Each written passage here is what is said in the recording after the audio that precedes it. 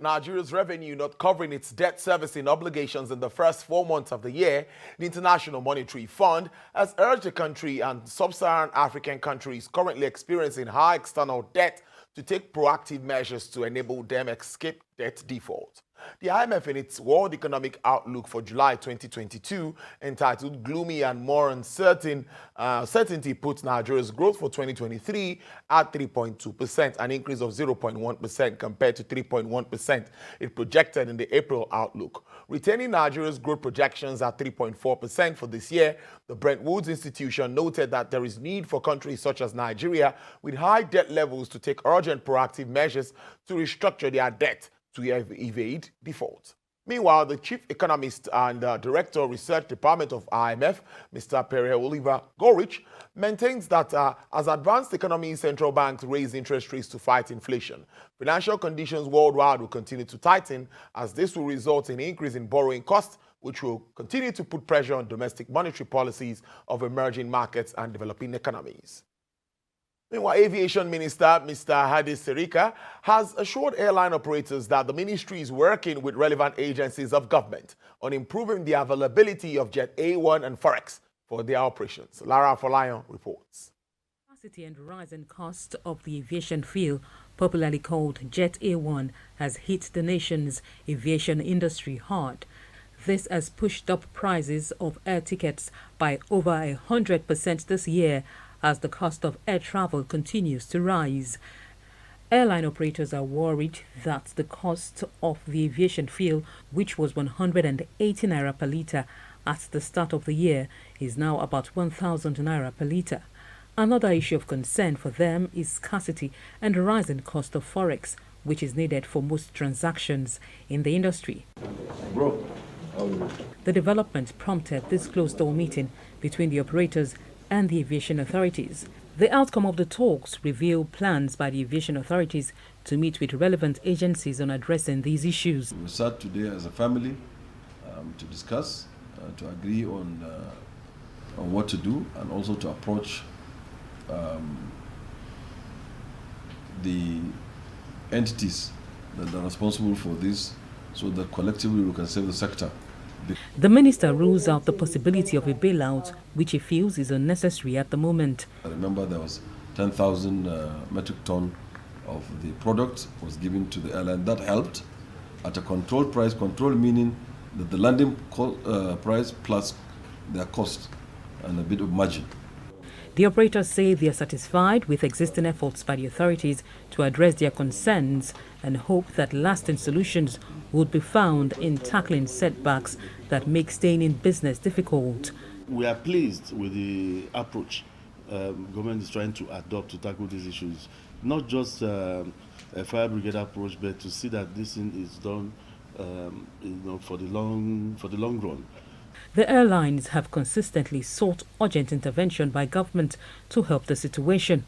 They recently made public imminent disruptions in flight operations, including cancellations and avoidable delays across airports. One of the nation's oldest airlines, Aero Contractors, ceased operations last week owing to its inability to remain in business amid prevailing operational conditions. Another airline, Dana Air, had its license revoked by the civil aviation authorities for operational deficiencies. Lara Folayon, TVC News, Abuja. The continuous importation of goods that can be produced in Nigeria is a threat to national economy. The custom coordinator of Strike Force Team Zone A asserted this position while presenting the half-year report, highlighting the team's activities. TVC News correspondent Ifunaya Eze reports. We made seizures worth a total duty paid value of 7,432 million. Rendering his performance profile between January and June 2022, the Strike Force Team coordinator, Mohammed Yusuf, states that for as many seizures that are intercepted and destroyed, the economy is affected and scarce foreign exchange are lost. He reveals that between January and June, seizures comprising 8,000 bags of 50 kg foreign parboiled rice, an equivalent of 13 trucks, thousands of pieces of used tires, bays of used clothes and textiles, shoes, Containers of tramadol and codeine syrup, among other prohibited items, valued at 7.4 billion naira, were intercepted around the border areas. We are losing forex because our hard-earned forex is being utilized to bring in these goods. If we can build we can encourage our local industries with time, continuously, these things will be okay. Before now, when the whole thing about rice came on board, of course, nobody even liked this rice. It had a lot of stones and all over. But as time goes on, with constant, research, we now have good rice. With our population, we can now farm a lot and even export to other African countries. Nigeria has the population. We have all it takes. In the month of April, showing a chart highlighting his revenue generation profile for the first half of the year. He knows that through its interventions, the strike force team was able to recover more than 3.1 billion naira from issuance of demand notices within the period under review. This was done sequel to our discoveries of short payment of duties within the period of 6 months. This amount would have been lost but for our vigilance and uncompromising disposition in the discharge of our duties.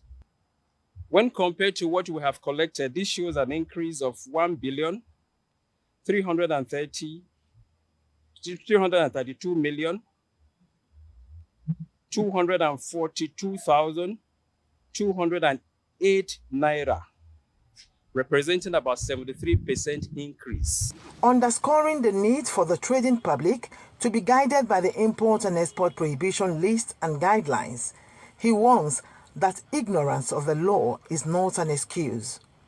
Ifunanya Eze, TVC News.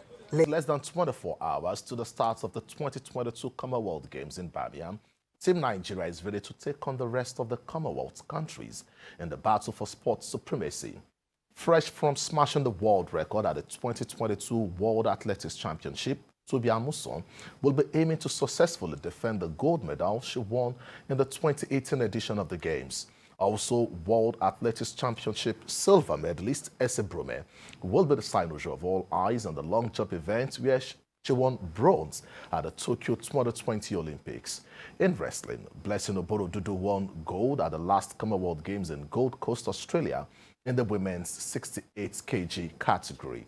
In total, Team Nigeria won 9 gold medals, 9 silver medals and 6 bronze medals from 8 sports in 2018. This time, Nigeria will compete in 9 sports, including athletics, boxing, table tennis, judo, weightlifting, wrestling, para-athletics, para-powerlifting, and para-table tennis.